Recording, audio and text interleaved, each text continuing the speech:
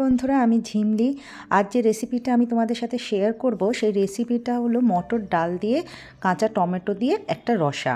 এই রেসিপিটা আমি আমার এক বান্ধবীর বাড়িতে খেয়েছিলাম, বেশ ভালো লেগেছিল, তাই বাড়িতেও করেছি, সেটাই তোমাদের সাথে শেয়ার করলাম। এটার জন্য মটর ডালকে আমি ভিজিয়ে পেস্ট করে নিয়েছি। এরপর কড়াইতে তেল গরম করে মটর ডালগুলোকে বড়া আকারে ভেজে নেব। যে পেস্টটা বানিয়েছিলাম সেই পেস্টটাকে বড়া আকারে ভেজে নেব। ছোট ছোট করে ভেজে নেব বড়া করে। আঁচটা হালকাই রাখবো, কারণ উপর থেকে পুড়ে যাবে, ভেতরটা কাঁচা থেকে যাবে। হালকা আঁচে একটু সময় নিয়ে বড়াগুলোকে ভেজে তুলে নেব। একটু উল্টে পাল্টে ভাজতে হবে।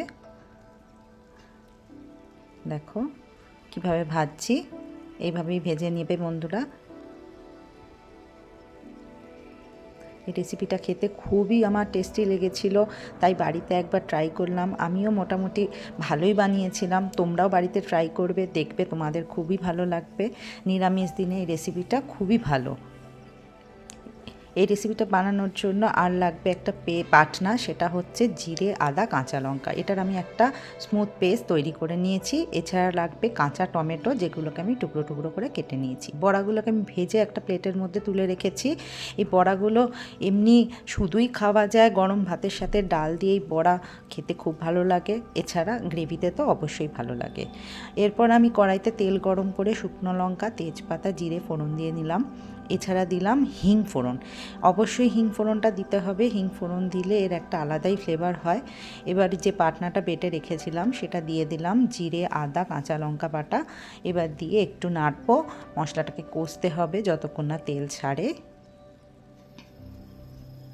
সামান্য জল দিতে পারো যাতে মশলাটা ধরে না যায়। এবার একটু তেল ছেড়ে গেলে আমি হলুদ দিয়ে দিলাম, কাশ্মীরি মির্চের গুঁড়ো দিয়ে দিলাম। দিয়ে এবার একটু মশলাটাকে আবারও কষতে থাকবো। সামান্য জল দিলাম, মশলাটা না হলে ধরে যেত, সেই জন্য একটু একটু জল দিয়ে কষতে থাকবো মশলাটা। এবার দিয়ে দেবো কাঁচা টমেটো।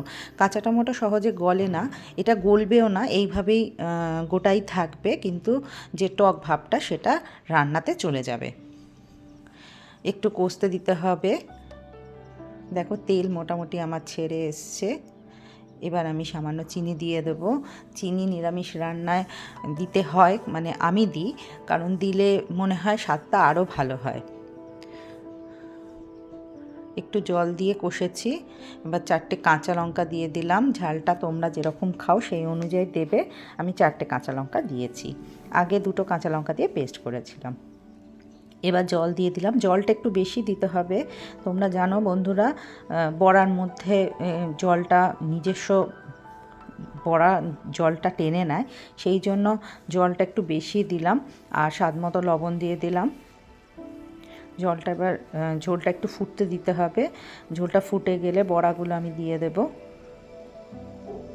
জলটা একটু বেশি রেখেছি, ঝোলটা একটু টেনে যাবে বড়ার মধ্যে। বড়াগুলো সব দিয়ে দিলাম। এবার একটু ফুটতে দেবো। 2 মিনিট ফুটলেই মোটামুটি নামিয়ে নিতে হবে। গ্রেভিটা ফুটে গেছে, রান্না মোটামুটি রেডি। এরপর আমি ঘি আর গরম মশলা দিয়ে ঢেকে বন্ধ করে দেব। গরম মশলা দিয়ে দিলাম চামচের হাফ চামচ, আর দেব 1 চামচ ঘি। নিরামিষ রান্না আমি একটু ঘি দিই।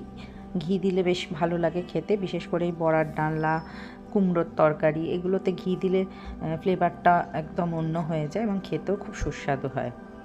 এই রান্নাটা অবশ্যই তোমরা বাড়িতে ট্রাই করো বন্ধুরা, খুব ভালো লাগবে খেতে। দেখো রেডি হয়ে গেছে আমার মটর ডাল কাঁচা টমেটো দিয়ে রসা। এবার আমি এটাকে একটা পাত্রে ঢেলে নেবো। বড়াগুলো খুব সফট হয়েছিল, ভীষণই ভালো লেগেছে ভাতের সাথে খেতে। এটা তুমি রুটির সাথেও খেতে পারো, যে কোনো পোলাও টোলাও সবার সাথেই খাওয়া যায়, খুবই খেতে ভালো হয়। অবশ্যই ট্রাই করবে। আর যদি এই রেসিপিটা তোমাদের ভালো লাগে একটা লাইক আর কমেন্ট করো। আমার আরও বিভিন্ন ধরনের রেসিপি আমি তোমাদের সাথে শেয়ার করব, তোমরা পাশে থেকো বন্ধুরা। আর এই রেসিপিটা এতক্ষণ ধরে দেখার জন্য অনেক অনেক অনেক ধন্যবাদ।